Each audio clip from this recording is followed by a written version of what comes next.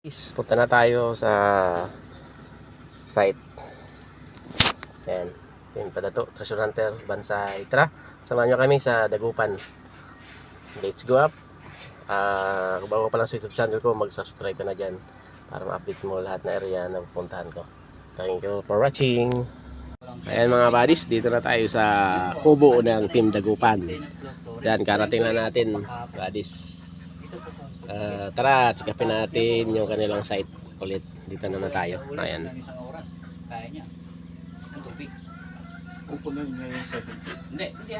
So, kakape muna tayo mga buddies. Ayan. May tinapay. Ayan. Minsan lang mamaya. Tara mga buddies, kape muna tayo. Tapos punta na tayo doon sa area. So, yan mga buddies, once again, Team Padato, Treasure Hunter. Dito tayo ngayon sa kanilang site. Nandito na tayo. Ayan sila. Yan. So, yan mga buddies, papakita ko lang sa inyo yung mga nakuha na nila, mga carbon na simento dyan sa chisikapin natin. Ayan. Yan mga buddies.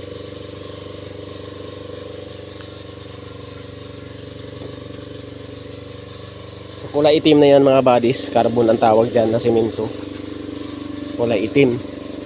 So, meron pa dito. Nakikita natin. Ayan.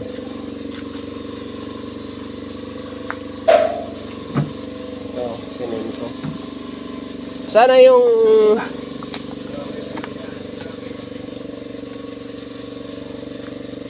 coordinate na marker sir na ano, isda.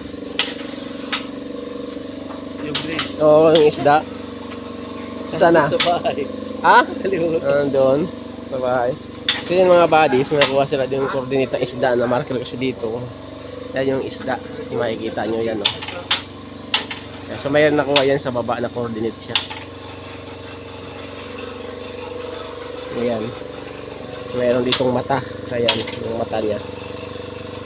Yung mga buddies. So nakaturo dito. So yan ang babaan natin yan mga buddies. Check upin natin yung update nila.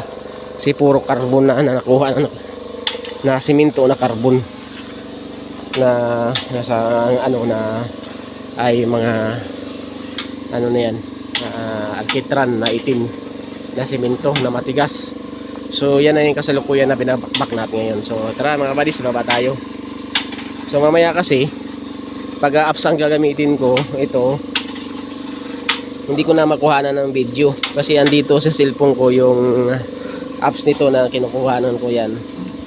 So pag manual lang yung ginto dito sa bala sa Japanese one, so magagamitan ko siya ng video. So mag manual muna tayo para makikita nyo yung ilalim. Tara mga buddies, kung bago pa lang sa YouTube channel ko, mag subscribe ka na dyan para ma-update mo lahat na area pupuntan ko. Team Padato, Treasure Hunter, Bansay. Tara, baba tayo dyan sa baba sa kanilang area. Check natin sa YouTube channel mga buddies. Once again, dito na tayo sa ilalim ng kasalukuyan ng binibira dito sa area ng Team Dagupan. Ayan mga Team Dagupan, Bansay. Ayan ang mga magagandang lalaki sa Team Dagupan. So nakikilala nyo na sila yung mga magagandang lalaki dito sa Team Dagupan. Yan yung si Cardo. So ngayon mga buddies, nandito tayo ngayon sa ilalim. Papakita natin ulit sa inyo yung anti-radiation, yung sisingaw dito sa area. Kung makikita nyo sa video, ay sumisingaw din yan. Tingnan mo. Ayan. Makikita nyo mga buddies mismo sa kinatayuan ko. Ayan. Yung singaw. Ayan o. Titikan nyo mabuti mga buddies. Naka-record yan sa video. Yung singaw mismo dito sa area. So yan o. Ayan. Dito natin saan siya para makita nyo. Ayan. Ang singaw niya galing mismo dyan sa baba. Ayan, kung makikita nyo mga buddies.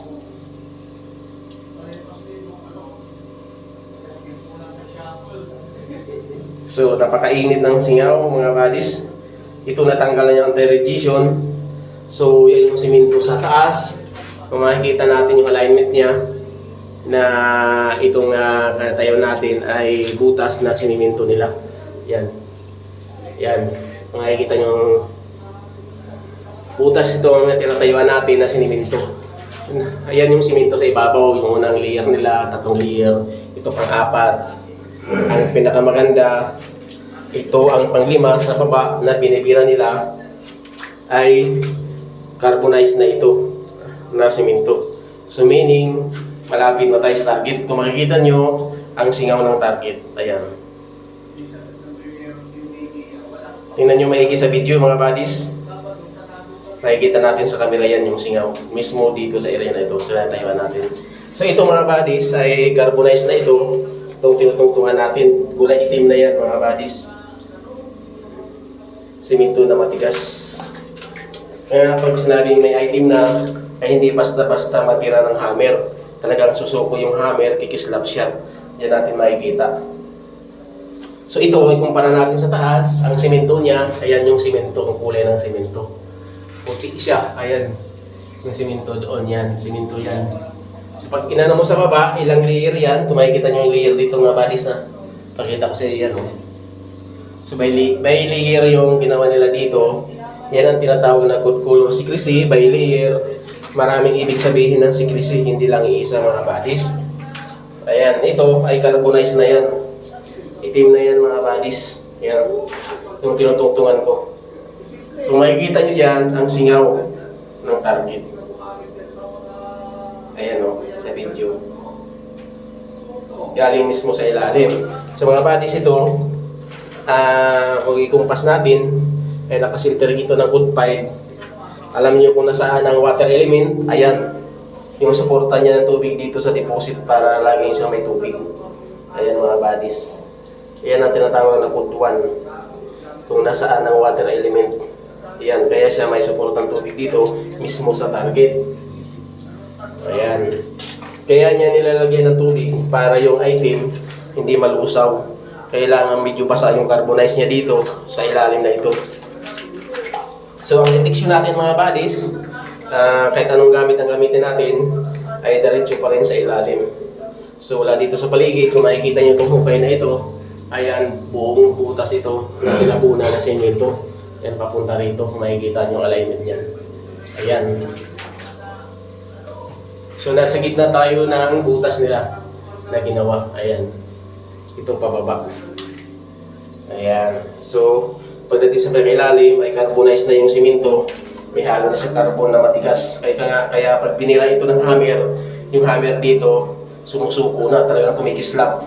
Ibig sabihin, dahil malapit na tayo sa hinahanap natin na target.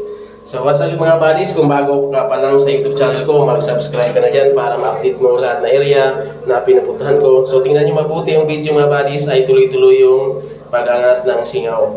So natanggalan natin yung anti-radiation. Itong carbonized na ito ay isa ito sa anti-radiation. Pero nabawasan na natin kaya yan unti-unti na siyang sumisingaw. So ito mga buddies, simentado na ito at carbonized na yung ilalim. So dito natin malalaman ang code color secrecy na ginamit na pang layout ng Hapon ng Adja na Japanese Imperial. Ang nagtanim dito ay isang general. So napakatindi ng pagkagawa dito.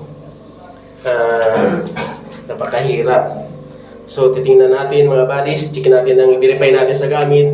Bukod sa pag-analyze natin ng mga layer at saka secrecy, code color secrecy, ay tumugma tayo sa baba.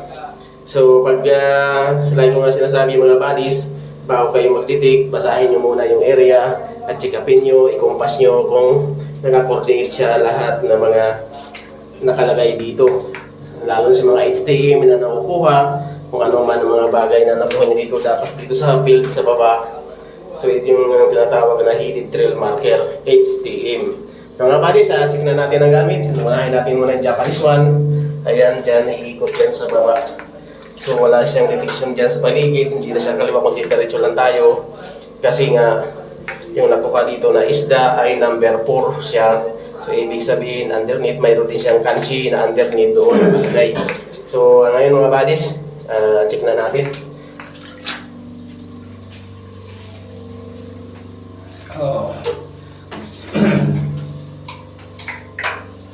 yan. Mga bodies.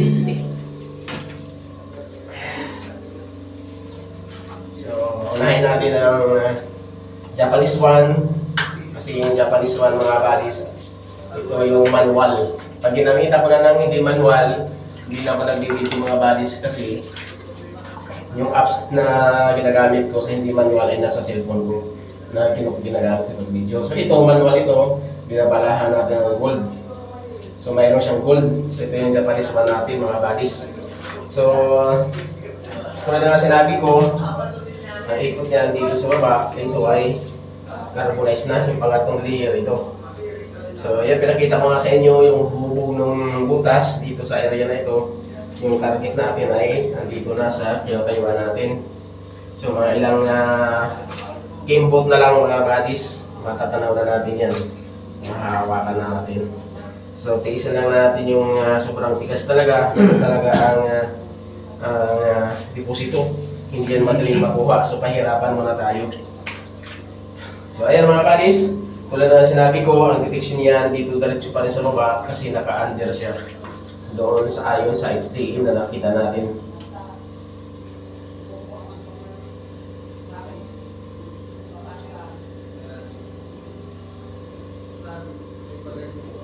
So yan mga buddies, center natin. Ayan. Makikita niyo yung ikot niya, malakas. Ayan, nagwawala na yung Japanese one natin.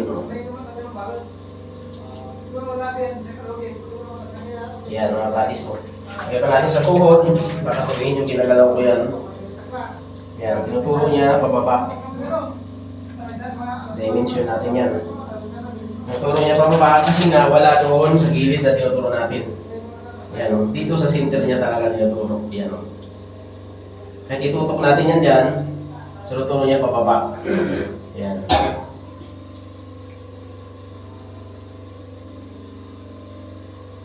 Ito, north to south detection natin.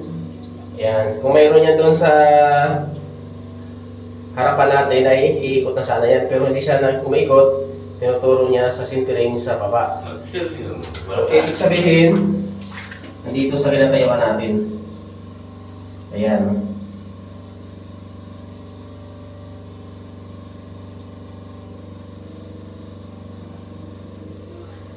Tulad na sinabi mga buddies, ito tinutulungan natin ay carbonized na.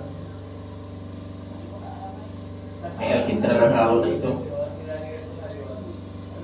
So kaya siya matigas. So ito nagwawala ng mga buddies. So dito, kahit igano na sa gilid, wala siyang laman doon kundi tinuturo sa center 5. Ayan, pinuturo niya mga buddies. Oh. Hindi ko sana kung nagsinungaling ako, may laman pala dyan. Sana mga buddies, siguro mano na yung umikot na yan. Tapos hindi pala umikot dito. Ganun pala yan doon. Ganyan. So, ibig sabihin, nagsinungaling ako, hindi tumama yung analyze natin. Ayan. Gumanon dapat yan mga buddies. So, ito na nga sinabi ko mga buddies, basahin natin yung mga code secrecy bago tayo mag-detect. Hindi yung pagdating sa area, mag-detect agad tayo. So sasabihin na natin, may laman. Ibig sabihin, umaasa ka lang sa gamit. Walang knowledge sa pagdating sa mga code color secrecy at mga alignment. So yan mga buddies, nakikita nyo yung simula parang magkatugma yung ano natin, analyze natin sa mga gamit. So ngayon mga buddies, hindi lang ito ang gamit na gagamitin natin, pwede natin sa mga ibang gamit natin, yung pendulum, at saka yung dowsing rod, at saka yung black hook na scanner locator. So verify natin lahat na gamit para kapatunayan natin. Yung verification ng lahat na gamit mga buddies, importante talaga yung unang procedure, basahin nyo muna ang iyong area. Dapat may kaalaman kayo sa pagbasa. Yung mga alignment at saka mga code color secrecy. So, baliktad. Ayan. So, yung pendulum muna yung tinatawag na measuring. Yun yung measuring, yung plastic na maliit. Yan. So mga buddies, ito yung tinatawag na measuring na quintillium. Ang short na nito ay measuring. Kaya gamitan natin ng measuring.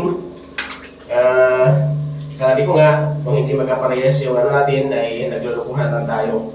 So ito yung mga sinauna na gamit na noong panahon na wala pa silang na ginagamit nila ito at saka dowsing rod. Ito kasi, gumagana lang ito, ginagamit nila sa mga orasyon, kasi mayroon tong aura na tinatawag. So depende sa tao na pinagagamitan nito, pero ito yung ginagamit ito kung mayroon silang malitik na aura doon sa ilalim. Pag walang aura na dumidikit, katulad nga kanina pinakita ko sa inyo yung singaw, yun na yung aura ng subject natin, okay? So, natin mga buddies para malaman natin. Sentro na natin agad. So, tingnan nyo yung ikot niya.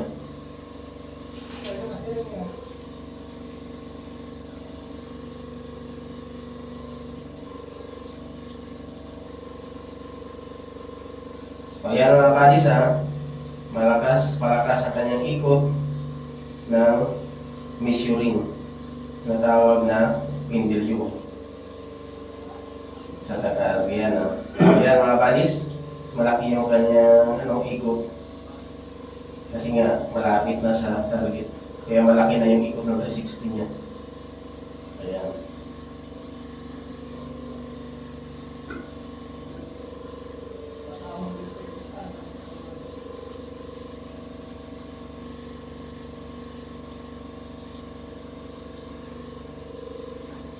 So yan mga buddies, ilagay natin naman sa gilid kung mayroong alaman doon sa kung saan siya papalok. So yan mga buddies, tinuturo niya sa gitna. Ayan, parehas din ang Japanese one. Ayan. North-south out pa rin yung fix natin para malaman natin kung may laman nga doon. O yan. So, pintuin natin para malaman natin. Kaya mga buddies yung kamay ko nakadikit niya sa patir. Tinuturo niya sa gitna. Ayan.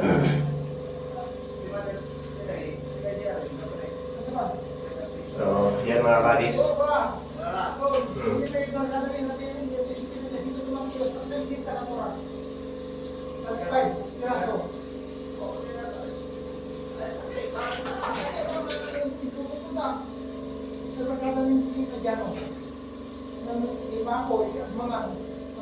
So yan mga buddies, dito talaga sa gitna. Dalawa na yan sila nagsasabi. Japanese one, ito measuring na walang pala na ginto. So, punta naman tayo sa dowsing rod.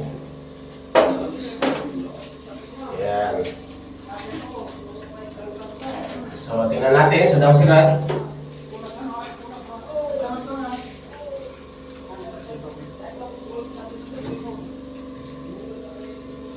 So, lahat nga nagamit mga buddies, pag-anahin natin para makita nyo meron kayong kapulutan ng aral.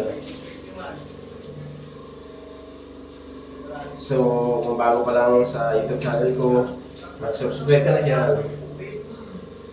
Ayan. So, mga buddies, mag-i-X ito pagka meron siyang titik dito sa gitna agad. Ayan.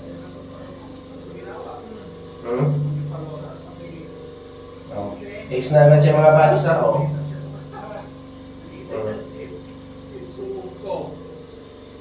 X na agad siya mga buddies.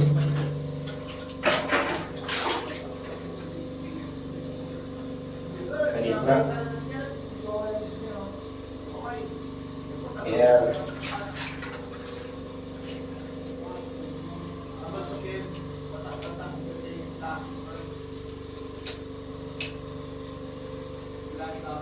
So yan ang trabaho ng dowsing rod. So nakahagip din yan, nasasagat niya yung aura ng target. So punta naman tayo sa Black Hawk naman tayo.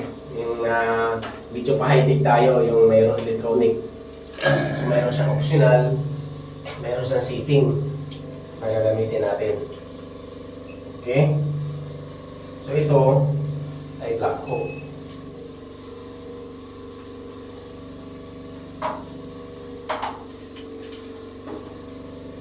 So marami tayong gamit para verification mga bodies para maano natin. Bago nga mag-detect mga bodies, basahin niyo muna ang mga protocol of secrecy at mga secrecy. Kaya ang secrecy, sekreto. Kung marunong ka sa mga sekreto na mga ginawa ng mga sakang. Kung marunong ka mag-analyze mga bodies, may makukuha mo agad yan. So, pag pumasa ka lang sa gamit, pagdating mo sa area magdidetect ka, magtuturo, ay wala yun. So, umasa ka lang sa gamit, wala kang idea sa mga protocol of secrecy, at hindi mo alam mag-remapping at saka mag-ratio. Yan mga bodies, nakasit natin ng 5 rings lang, dip natin ng 3 meters, scan natin ng 100%. Ayan, so set na natin ng gold. Okay, so i-ground balance muna natin, balancing.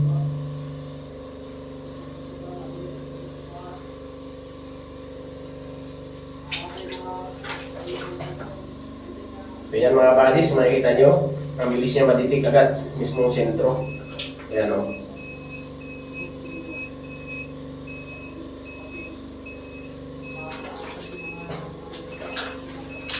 Ayan.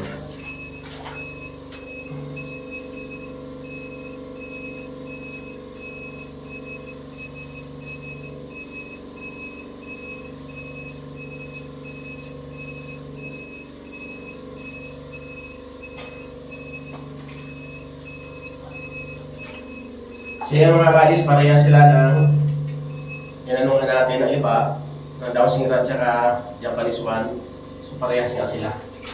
Pag nasentro siya, so iikot talaga siya mga bodies, no?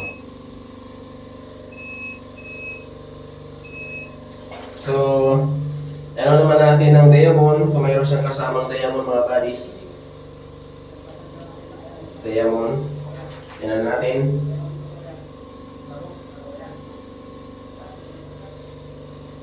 May diamond siya.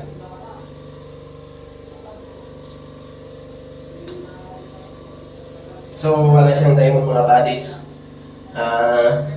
Check natin ang copper. Bakal, pero may bakal dito mga bodies yung bala ng hammer. So i-angat natin. Ayan.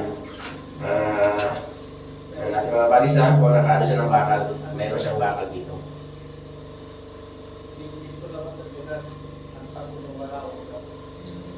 Wala mga bodies, ano natin ang silver.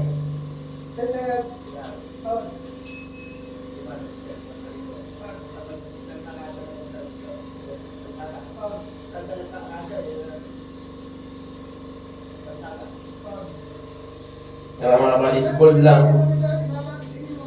Gold lang siya mga bodies talaga dito. Ayan o. Makikita niyo yung detection niya agad. Ayan o.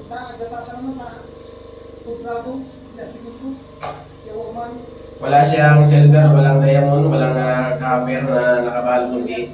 Ibig sabihin, pag walang copper, wala siyang bumpa dito na gital na nakabaon. So yung sa lason, tingnan lang natin sa apps natin ng Japanese one. At saka pag may SP sa ilalim. So doon natin makikita. Ayan o.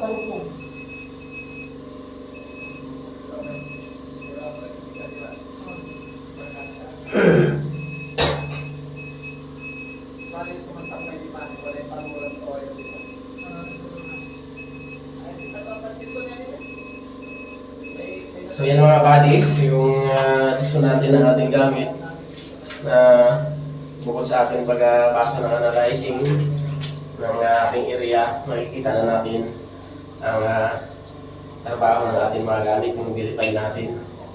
So 100% tayo sa pagtingin bago yung gamit, 100% ka rin sa mga gamit.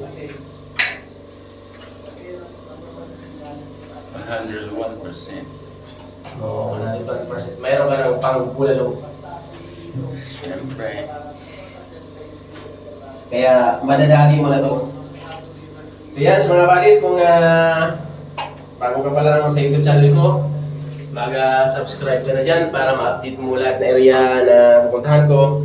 So ito yung mga buddies, na mayroon kayo napulutan na aral na naman sa ating exploration dito sa Team Dagupan area. Bansay mga Team Dagupan. Kaway ko. Kayo dyan. Ayan ang mga Team Dagupan. Ladies and gentlemen, mga Team Dagupan. Ayan. So, ito yung mga natin sinasabi natin ito nga buddies ay carbonize na yan. So, konting tiis na lang, madadali na nila ito. So, pag nakita na nila yung mismong target, wala na tayong camera doon, closed door na ito. Kasi confidential sa mga nandito. So, yan mga buddies, hanggang dito sa ating operation, ating pinapakita para mayroon silang may matutunan na aral o kadagdagan ng karunungan sa mga taong may gusto sa aking exploration, sa makatulong tayo sa kapwa, na may matutunan kayo sa aking exploration. So, ang pag-treasure natin ay walang hangganan ng kaalaman yan. So, tuloy-tuloy yan, walang walang yan hinto na karunungan. Tuloy-tuloy yan hanggang sa lumalim yung kaalaman mo. Kung makakuha ka ng mga ideas, ng mga ganito, na mga marunong magbasa. So, mayroon kang makukuhang idea. So, yan mga buddies, kung bago ka pa lang sa YouTube channel ko, mag-subscribe ka na dyan para ma-update mo lahat na area na pinupuntahan ko. Kung makikita nyo, yung singaw dito sa ilalim sa tinatayuan natin. So, Bansay mga buddies, once again, Team Padato Treasure Hunter, konnichiwa. Thank you for watching. Ayan muna mga pag-advise natin yung mga magandang lalaki sa balat ng lupa ng Dagupan. Hanapin nyo lang sila yan, yung mga sunod mga pugi na yan.